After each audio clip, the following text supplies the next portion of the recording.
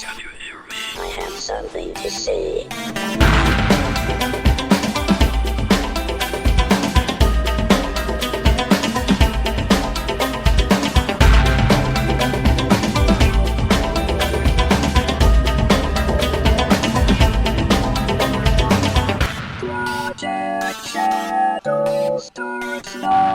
Hello, everybody. It's Charlie. Welcome to episode 614, Narrative Style, Difficulty, and Slime Rancher. Yeah, we're going to talk about story stuff today. And I don't mean just about writing story, but about how we engage with story and how story engages with us. And I'm going to do that via a game that I absolutely love, and that's Slime Rancher.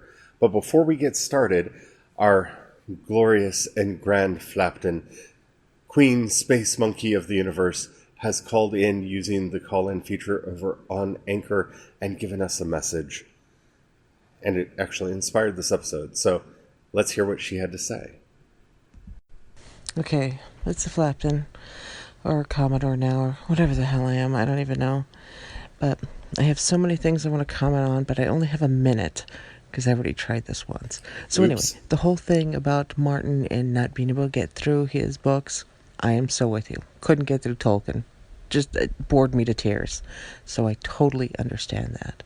I'll comment more as I go along listening, but I do want to say that I'm so glad that you're doing this again because I really love it, and I love the interaction. It's so much fun. Although it is getting to be my bedtime because I have to get up at 6 in the morning. Anyway, thanks for doing this again. I love you loads and I miss you. Bye. I miss you too. Oh my goodness, you have no idea how much I miss all my friends back on the East Coast, especially here lately, here in the lonely isle that is America's broken heartland. But we're not going to be talking about that now. Yes, thank you. I am very glad to be doing the podcast too. I'm glad that someone out there has enjoyed it because I really do, and I would do this whether or not anybody was listening. I know that for a fact because I did this for almost a year before anybody started listening. Way, way back in the day. We'll talk about that on a future episode. Anywho, yeah, if you're not familiar with what she's talking about, a couple episodes back I mentioned how it was very difficult for me to get through George R.R. Martin's work because I don't actually enjoy his writing style. And I get flack for that all the time because as a fantasy writer, how can you not read him? Well, I also have a really hard time getting through Brandon Sanderson, and I'm actually about to start what is it, Storm Chronicles or whatever? The Stormlight books, I think they're called. Anyway, I'm about to start them again because I find his naming conventions really tricksy for my brain, and I get lost about who the characters are, especially in a book like that that goes over so much time. And the difference between my experience with George R.R. Martin and my experience with Brandon Sanderson is I'm actually enjoying Brandon Sanderson. I just got lost because so much is happening in those books that I literally got lost, and I need to go back and start again and pay much closer attention, and I'm enjoying them enough that I'm actually probably going to pay attention with like a pad of paper beside me so I can write down notes so I can keep myself involved. And that's a huge difference there. I'm not saying that George R.R. Martin is a bad writer, and I don't like that term. That is poison, I think, when we start talking about things, because so much about writing is taste. Now, we can talk about someone's use of grammar and spelling and punctuation and everything, and you can hate James Joyce because he threw all of that out the window in writing the book, several of his books, but that didn't actually make him a bad writer. I mean, Ulysses is an extremely difficult book to read, and I'm not going to say that it isn't, and I'm not going to say that you have to read it or that you have to like it. But without people like Joyce, who throw all the conventions of writing out the window and throw everything at the wall to see what sticks, we honestly won't be able to find out what sticks. So I don't like the term bad writer, and I would never call George R. R. Martin a bad writer. He has a huge fan base, and because of that, he's a good writer. People are connecting to his story. Popularity is not quality, and please don't ever think that I'm saying that when I talk about someone's audience size. But what I am saying is, if your story is able to resonate with anybody, you are a good writer. Even if it's just one other person, even if it's your great Aunt Sally. If great Aunt Sally likes your books, you know what? You're a good writer because great Aunt Sally loves your books. And she's not just saying that because she likes you. You know what I'm saying? The ability to communicate a story, it may be a story that only resonates with a few people. It may be a story that resonates with a lot of people, or it may be a book that gets really popular because it gets a TV series or a movie based off of it. And we can see that a lot. I mean, I wouldn't have read the first Divergent book or any of the books in that series if I hadn't seen the movie, found it interesting, and wanted to see what the books were about. And so I read those books. That has nothing to do with the quality of those books, but there you go. You know, I wouldn't have read, City of Bones and all of those books. Well, actually, I would have read them. I did read them before the movie, so that's not a good example.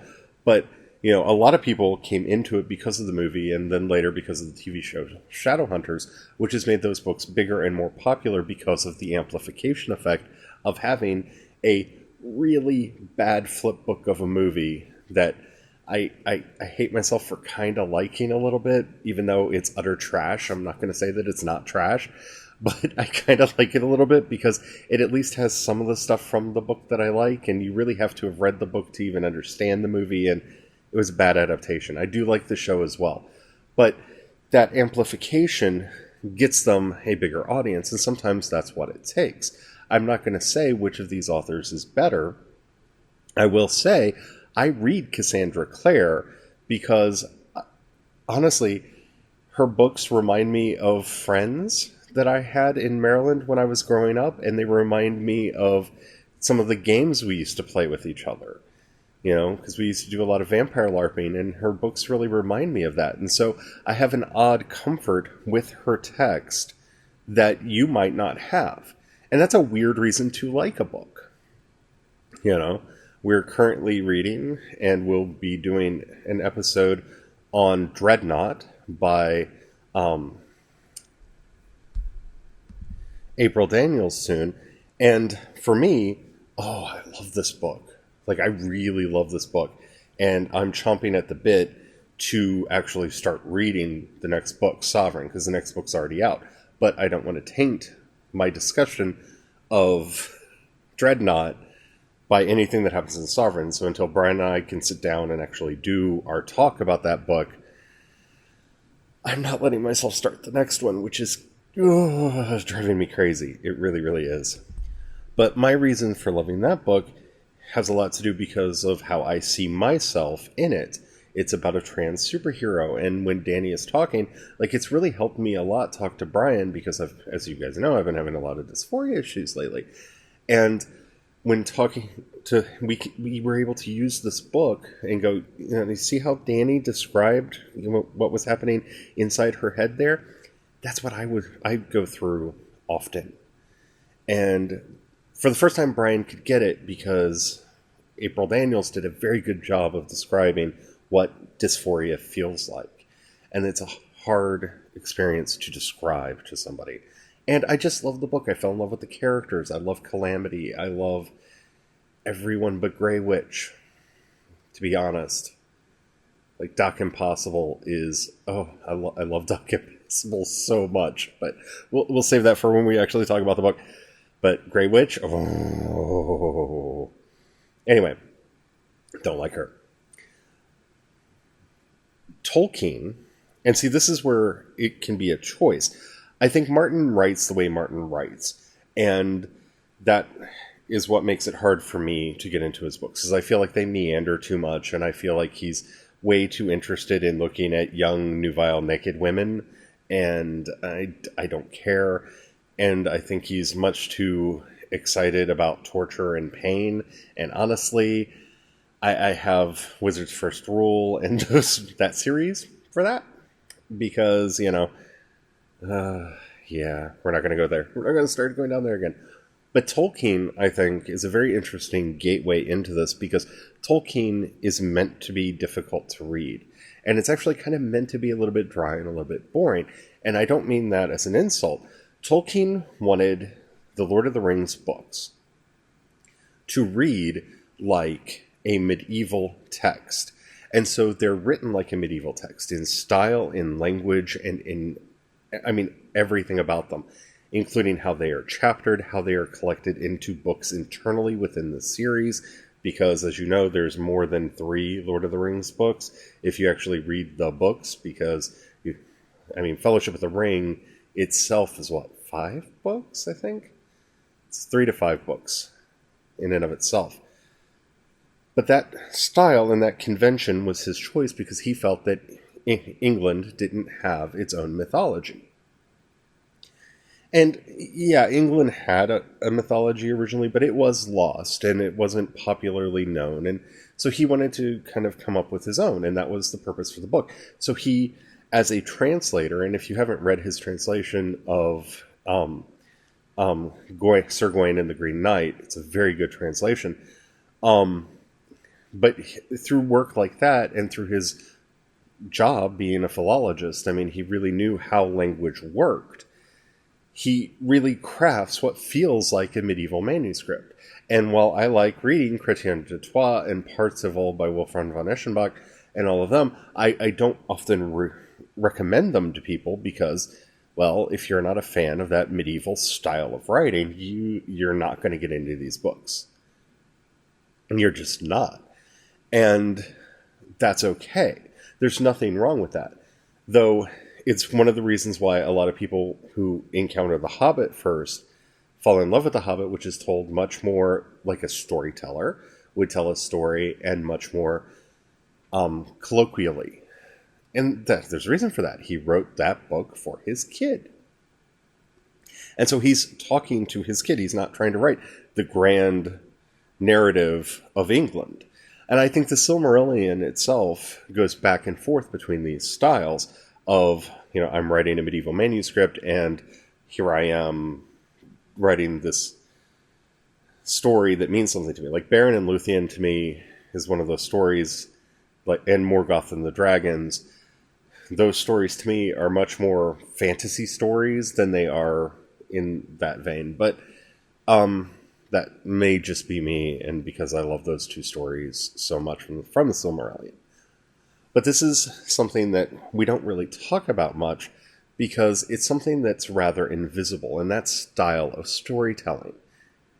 Now, I am not a fan of zombie books, but for those of you who have followed the podcast long enough, or who have talked to me about these things, you'll know that I love the book World War Z.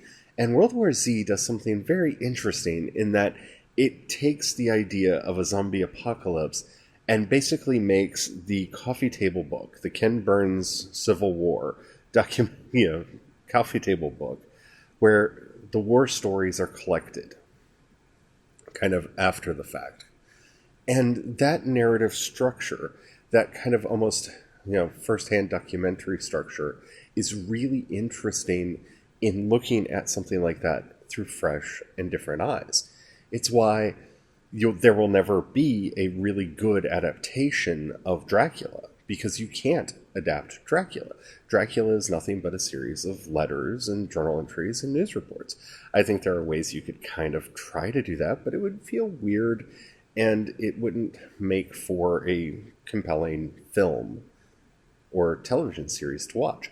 Though I think you could do a really fun thing on the internet with it, where you put up, fake news website for the news chapters, and maybe somebody's Twitter account or blog, and their YouTube channels for some of it, and, really kind of play it up that way. I think you could do kind of a modern version of that, but again, that's not a movie. And so when you're thinking about how to tell your story, or when you're approaching someone else's story, one very important thing is to try to figure out in what way are they trying to tell me this tale?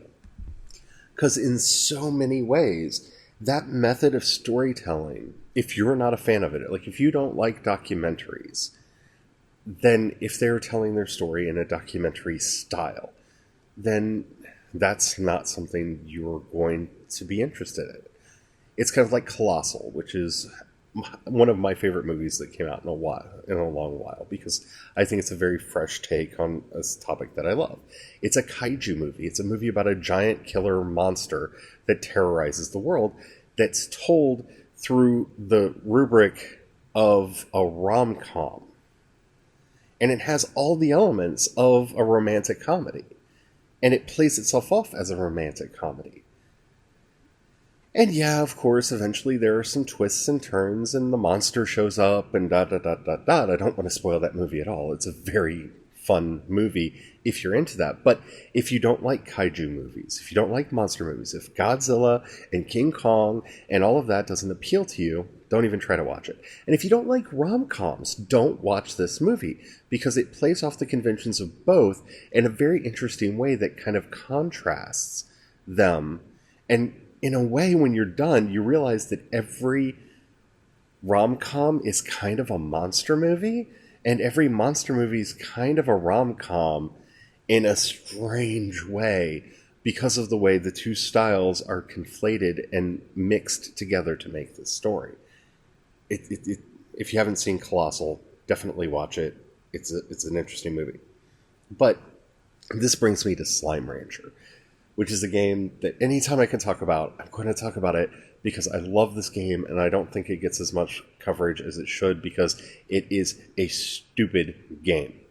And I don't mean that in the way of, like, it's dumb.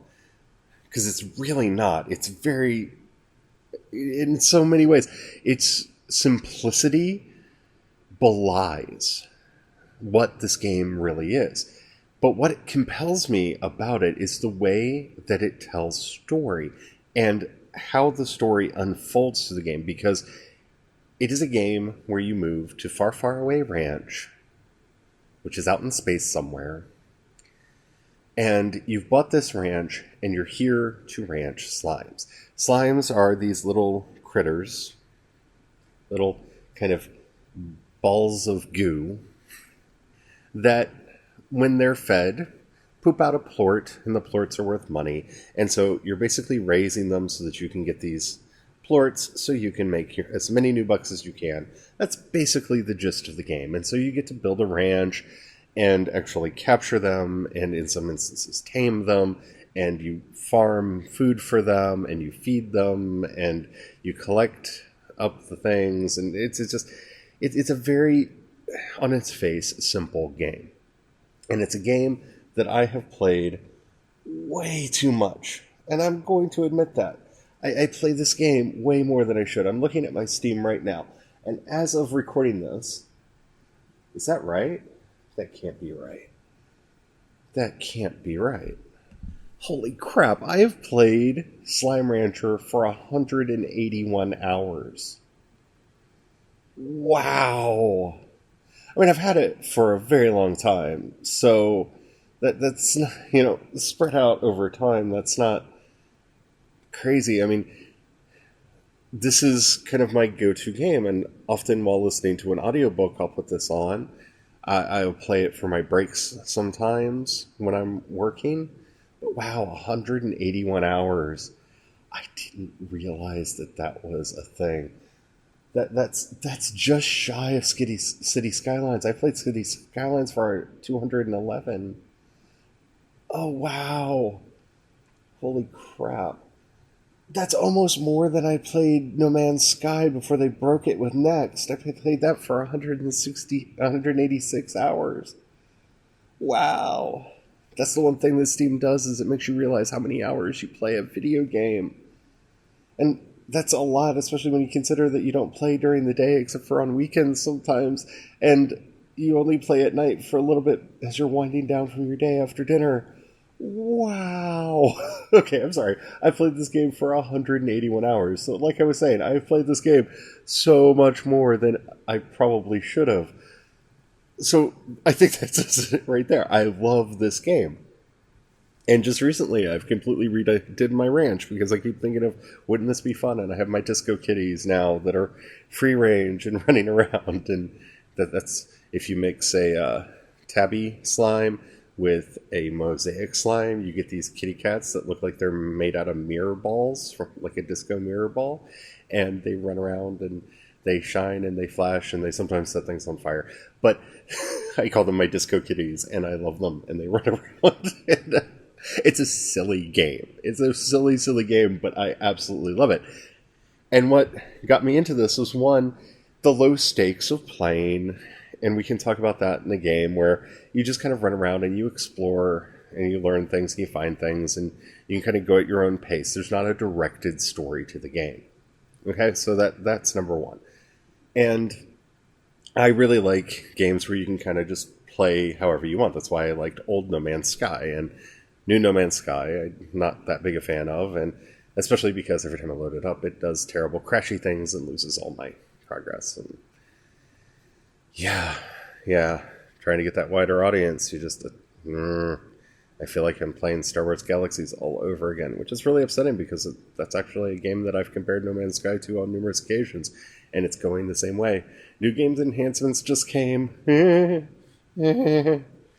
I can't wait till they bring the Jedi in. Anyway, throughout the game, getting back to Slime Rancher, because you do days of rants about No Man's Sky. Anyway, back to Slime Rancher. The way the story is actually told in this game is through letters that you get from the characters. So you get star mail from characters. As you do certain things, it triggers an email, basically, from them, and you get a letter from them, and sometimes it's helpful, and sometimes it's just about what's going on with them. You also get to interact with them through the exchange, because they need things that you can grow for them, and through that you actually learn a lot about them as well. And through notes that they leave for you out on the range. And you learn a lot about Hodge that way, for example. I'm sorry, Hobson, that way a lot through the game. And Hobson is interesting because he's the one who previously owned the ranch. And as you play the game, you start learning about the relationship that he once had with Thora, and what that there's a very... I don't know. And then you meet Mochi, and Mochi is such a wonderful, horrid, nasty person. And then Ogden, and Ogden's sad story about how he fell from grace, because, oh man, did he fall from grace. He did some very bad things. Very bad things. But he's trying to make amends for it. And then, of course, there's Bob. And Bob is a collection of slimes that literally put on a trench coat, a scarf, and a fedora, and try to get you to get them chicken. Because Bob want chicken. Bob total human. Bob want chicken. And, Victor, which I'm hoping we learn more about Victor soon, because through the expansions, we actually get to go out to Ogden's retreat, and we get to go out to Mochi Miles, her ranch as well, and we actually get to add them as extensions to ours, and we get more story about them there, and we learn more about them there. And I'm kind of hoping that Victor or Thora is next on that list, because I think that would be amazing, but we'll have to see what they come up with. But it's kind of just this drip and drab, and it's only there if you want it to be there. Like, you don't have to read the star mails, and you don't have to read the little info dumps that are left throughout the world, because you come across these little kind of like floating hologram H's, and you click on them, and it's basically Hobson left you a note about what happened there, or something about his life. But when you do, it introduces you to this beautiful world and these beautiful characters that I just fell in love with, and it makes me love the game. And as the expansions have come out, except for the last one, the automation expansion, just basically made the game less difficult. And it made it feel less like a slog. It freed you up to be able to automate certain aspects of the ranch, so that you can be more creative and play with things. And of course, every weekend they spawn the party Gordo somewhere in the world. And Gordos are giant, giant slimes that you feed them a whole bunch and they pop and you find stuff inside them. And so the party Gordo shows up every weekend in a different place. And so that's always fun to hunt for. But I really love the story and how they told the story. And when I talk to people about this game, it's something that I truly, truly love. And you can tell when you come to my house because I have Slime Rancher plushies. And I love them. And they're, I have a lot of Slime Rancher stuff in my house because it is something that I love so much. But the manner of storytelling is not for everyone. And that's something that if you're a writer, you need to get used to, is the way you tell your story may not attract a huge audience. It may not. And the point is to want to tell the story. And also, if you're a fan, and I think nowadays it's almost more important to realize as a fan, if somebody doesn't like stories that you like, or likes a story that you don't, well, maybe that story wasn't for you, and maybe the story you love isn't a story for them. And starting to realize that, because as much as I love Slime Rancher, and the story that has evolved over there, and how I'm hoping that at some point before the game ends, there will be either a bittersweet or a sweet or some kind of better resolution to the story about Thora and Hobson. Because honestly, when I opened the last message that I got from Hobson, I'm not going to say that I cried, because I didn't cry, but I did get a little misty-eyed. And it made me wonder, what's next? Where's this going? What's happening? And that is what matters. I love the story in Slime Rancher. I love the game. And everything about it. You might not. I mean, if you're into first-person shooters, not the game for you. If you're into puzzle games, it has some fun puzzles in it, and they're just there. That's the other thing that I love about this game is when talking about self-directed, yeah, you've got the Slimepedia, and the Slimepedia has a lot of information in it that you uncover over time, but it doesn't explain everything. And there are some puzzles in the game, and they're not, super difficult, but they're not expressly labeled as, hello, I am a puzzle. I like that. I really like that. And so you get to explore to your heart's content. And you get to play to your heart's content. And finding new ways to mix the slimes to make different kinds. And playing around with what they are and how they work and this and that and the other thing. It really makes me happy. It's a low-key game that I can play from time to time that takes me away from the cares of the world and makes me wonder more and more about the characters. And it's a world that I like to be in. And that should be the test for whether or not a story is good for you. If it's a world that you want to spend more time in, it's a great story. It doesn't matter what anybody else thinks about it. If you don't want to spend time in it, but other people do, then it's a story for them. And it's all about these little things. Like I said, running around and turning a corner on a strange little island that it was difficult to get to in Slime Rancher and finding a little Hobson H. Oh, here's more story. It was so exciting to play through.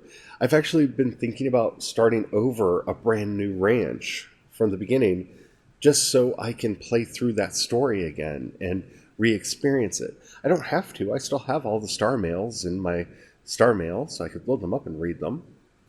And I've already got, all of the H's unlocked, and I could run around and reread them anytime I want to.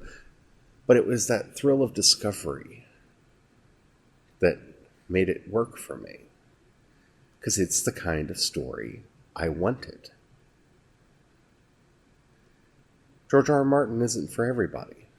The new Star Wars isn't for everybody. But you know what? The old Star Wars wasn't either. It's hard to remember now that movie didn't get good reviews when it first came out, when the original Star Wars came out. It eventually got bad reviews for the sequels. But, I mean, people have always had reactions to Star Wars movies. But it doesn't matter if you liked The Last Jedi or if you liked The Force Awakens. That doesn't take away what you had previously. It doesn't matter that I haven't really liked an Alien movie since, well, I kind of like Alien Resurrection. I mean, it's not bad, but since Aliens, the second one, I still have them. I watch them. I love them. Same with my Star Treks. I'm not crazy in love with Discovery. I'm curious about what Season 2 is going to be. I think Season 1 was good enough. I think it could have been better. And it's good enough. It's not ruining what I had. Sometimes stories aren't for you. And in this world where entitlement runs rampant, I think we forget that sometimes. And so it's wonderful anytime you can say, you know, I couldn't get into Tolkien. I found him boring. You know what? I love Tolkien and I find him boring. But that's because I love world lore. Like, lore to me is almost more important than plot in some respects, because I'm a huge world building geek. Again, why I love Slime Rancher. Slime Rancher is all about the world building and understanding how it works, right? But people aren't like me. You know, that's one of the reasons why I love Dune and Foundation, and a lot of the series that I love is all the little nitpicky lore. It's why, you know, the Green Lantern Corps, back when I actually bought comics, was one of my favorite things. And I'm hoping I'll be able to start reading comics again from DC when the DC Universe thingy happens, because they're going to put some comics on it. But seriously, all I do is read Marvel Comics now because I've got a Marvel Limited subscription and I can wait 6 months.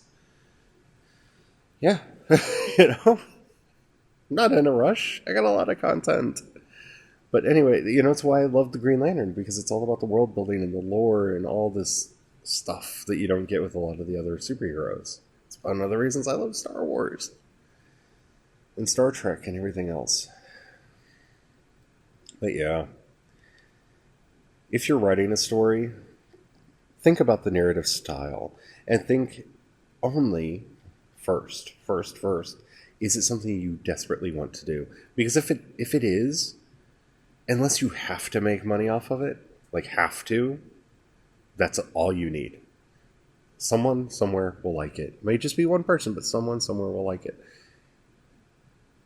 If you're kind of okay with it, then ask yourself, are other people going to care about this style of writing?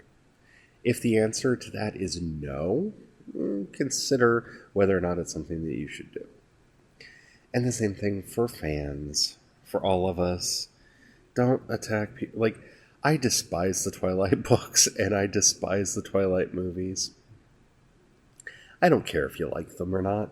I really don't. They don't affect me one way or the other.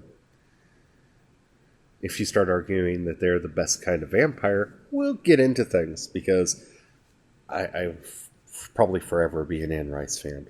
But and I'm kind of on the fence whether or not she has the best vampires. That's a topic for another discussion. Maybe we'll do that in October. Best vampire series. Anywho, if you want to call in like the Flapton did, you can use the Anchor app at anchor.fm. You can follow me over there, and you can leave a message. Yes, those messages are limited to 1 minute now. They used to be limited to 3, but now they're limited to 1. And while that's frustrating now, I'm sure if I start getting a crazy amount of these, I'll be happy it's only 1 minute. Make it easier to listen to. That might be why they limited it to 1 minute. But you can call in and we will talk about whatever. Please keep it safe for work, because I try to keep these shows safe for work, because I do know that there are people out there that listen to me in their cubicle, because y'all have told me that. So Thank you so much. You can find links to my social media and everywhere that you can find me over at projectshadow.com. And the book's going good. I just finished the outline, and today is the day that writing really begins in earnest, I hope. Fingers crossed. Anywho, until next time, have the fun. Bye.